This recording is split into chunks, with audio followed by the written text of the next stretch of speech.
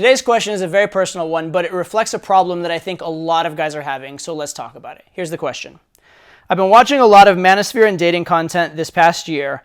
I think I'm actually getting worse with girls that I do speak with, but mostly I avoid them because I formed a negative view of them. How do I get out of this slump? All right, so I want to say, first of all, your question shows an absolute ton of self-awareness. So that's actually a good thing, right? You say, okay, this thing's changed and there's been this other result as far as I can tell of this thing changing. However, even with that said, one of the first things I do want to mention is the idea that correlation is not necessarily causation. Just because two things are happening at the same time does not necessarily mean one caused the other. For example, let's say that you were working out hard, eating a lot of ice cream, and putting on a lot of muscle. You could not make the conclusion that eating ice cream led to putting on muscle. Now, it may have contributed because you needed the calories, but I would bet you that it's the working out that was primarily the cause of the muscle gain. So just for clean thinking, it's good to note that correlation and causation are not necessarily the same thing, but in this case, I think they probably are related based on what you're saying. There is a lot of dating and manosphere content out there, and some of it is good, some of it is very, very bad, and some of it is kind of neutral, waste of time, not good, not bad, etc. There is a whole range. And when we talk about manosphere or dating content that will hurt you, that can happen in a few different ways. One is if it's actively bad advice. So if I tell you a line to say to girls that's bad, and you go say it to girls, you're going to do worse, right? That's actively bad advice. I'm telling you something that is strictly, specifically wrong. The other way that manosphere or dating content could be harmful to you would be if it's what I call like indirectly bad. Right? So it's not like I'm specifically telling you something that's wrong or telling you something, go do this and it doesn't work, but it may be affecting you subconsciously or it may be affecting you indirectly.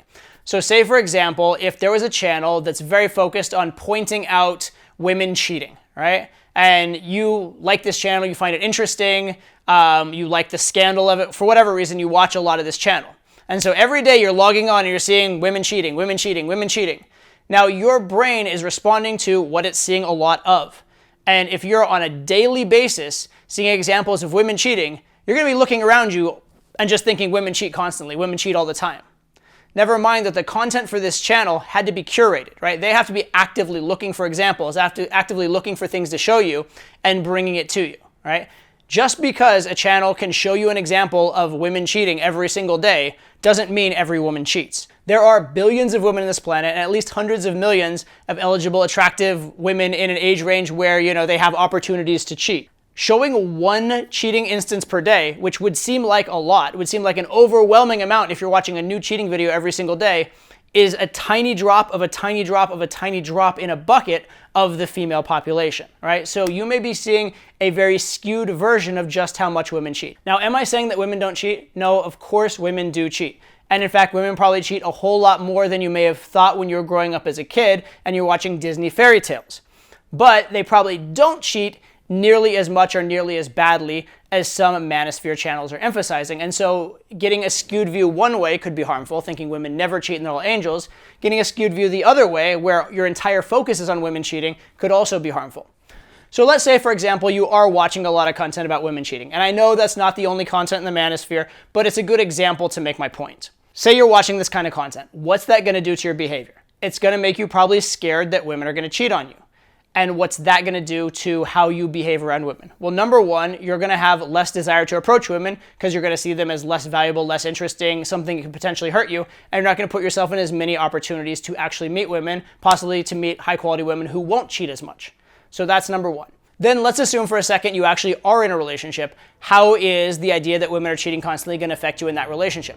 Well, it's probably going to make you more insecure, maybe more needy, maybe more controlling, all of which will make you more low value. It may make the girl feel like you already distrust her, and these are all things that are actually going to lead her to cheat more. And so here's another key distinction I will make when it comes to life advice.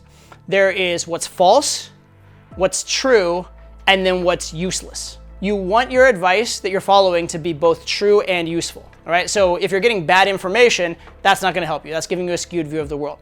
If you're getting information that's true but useless, it still doesn't really help you to follow it. And sometimes it can actually be a self-fulfilling prophecy, like what we just talked about with the information about women cheating.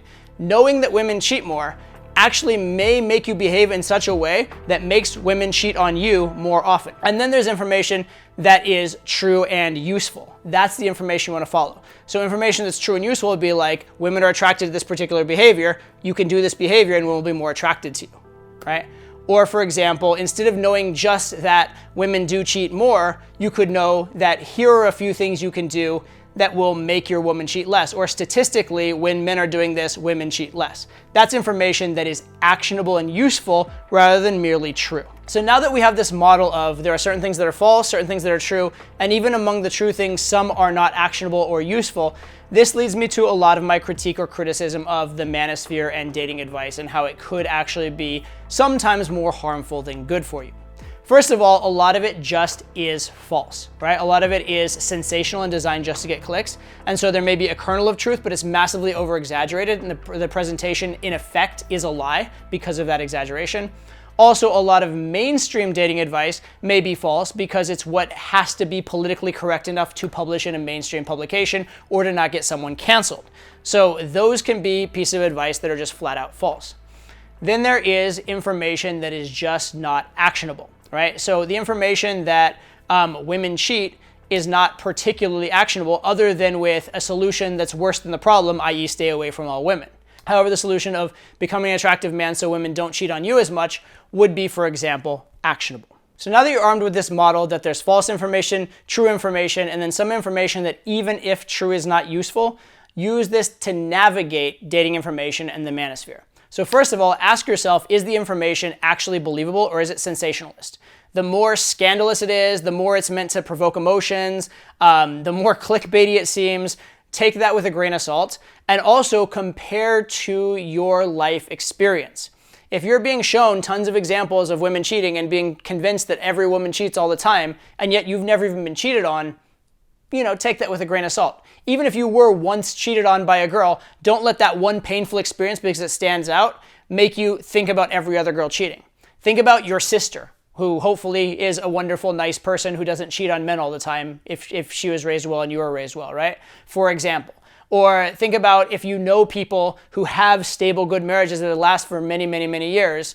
Those people are counter examples. So just because one example is very emotional, right? A woman cheating on a man and screwing him over is very emotional. A woman and a man being in a stable relationship for years is not particularly so scandalous and sensational, but it does happen. So don't allow that skewed information in. Secondly, as you digest information, realize what is and is not useful. For example, I'm 5'7".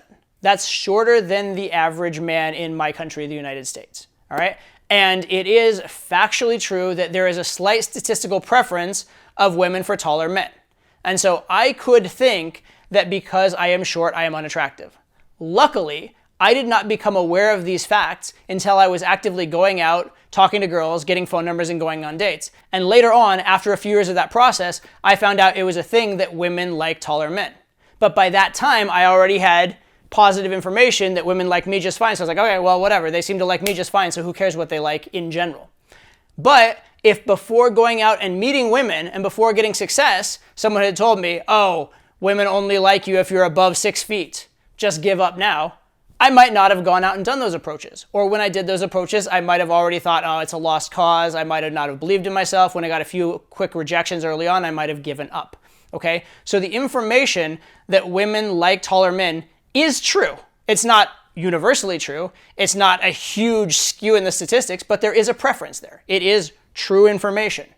Is it useful to me as a 5'7" person? Absolutely not. In fact, having that information would have harmed me in my journey to success with women. Along these lines of information that could be true and useless, also be very careful of the phenomenon of what we call throwing the baby out with the bathwater, right? If in order to not get hurt, you throw away all the happiness that comes from a relationship and a family and kids and your entire genetic destiny of passing your genes along or having that possibility, then the solution is worse than the problem. I find that very ironic, by the way, that a lot of the sort of manosphere red pill stuff, it's based on evolutionary psychology. And evolutionary psychology, the fundamental premise is an organism's job is to pass its genes along. And they somehow reached the conclusion that the best solution for you is to give up on women and give up on any chance of passing your genes along. That is a perverse conclusion, right? Imagine that, right? You start with the premise every organism's job is to pass its genes along and get them into the next generation. And then you end with the conclusion, you should give up and not try and pass your genes along to the next generation. That is fucked up, all right? That is the epitome of taking good, correct information and drawing massively incorrect, massively useless conclusions from it. Don't let that happen to you. So that's a general theoretical look at why dating information, manosphere information could actually make things worse for you rather than better. But what should you do if you do want to consume this information, you do want to improve yourself and you do want to grow and you don't want to be completely on your own, but you also don't want to consume the information that's going to be negative for your process? Well, I can't tell you every single possibility, this guy's good, this guy's bad, etc. And even if I did, it would change within a few months, right? There are new guys popping up on the scene, other guys going away. So it's very hard to give this comprehensive universal list, but I'll give you some general principles. Principle 1, look for real evidence. Okay, what is evidence? Evidence can be something like in-field footage, right? If you see actual video of someone interacting with women and having success, that is actual evidence of skill and evidence of success. If one guy has videos of him out there talking to women and doing well, another guy sits on his couch and complains about life all the time, one guy maybe knows a little bit more than the other, or at least he has a lot more evidence, a lot more proof of that than the other. Along with in-field footage, another great credential is guys who teach live programs and guys who have been around for a long time. All right? If someone actually goes out with students in the real world and has to demonstrate and impress the students week after week after week, and they've been doing it for more than, a few months, they've been doing it for years and years, that's a pretty good indicator that what they're doing actually works, because the students are actually happy, they're actually staying in business doing that, they haven't developed a horrible reputation from it. Second principle, try and learn from people who are happy rather than people who are unhappy. If someone's going to be your role model, by definition, you're trying to have a life kind of like theirs. Do you want to follow the footsteps of someone who's miserable and make yourself miserable? Or do you want to follow the steps of someone who's happy and positive and loves life and make yourself happy and positive and love life? Right? Now, I'm not saying you should be naive and medicate yourself and put on blinders to all the bad things about the world. But again, your life is either going to be filled with good emotions or bad emotions. I'd choose the good emotions, all things being equal. And going a little further with this happy-unhappy dichotomy, anybody who's teaching about women who seems to hate women, that's not a good sign. Usually people who are successful in an area like the area they're in. People who are failing in an area are bitter about the area they're in. So a guy who's complaining about women all the time probably isn't very good with women. And final tip for you, and this is actually where the guy who's asking this question is very smart. I mentioned at the top, he's very self-aware, which is a good thing. Do the scientific method. If you start studying particular material and you're getting better, keep studying that material.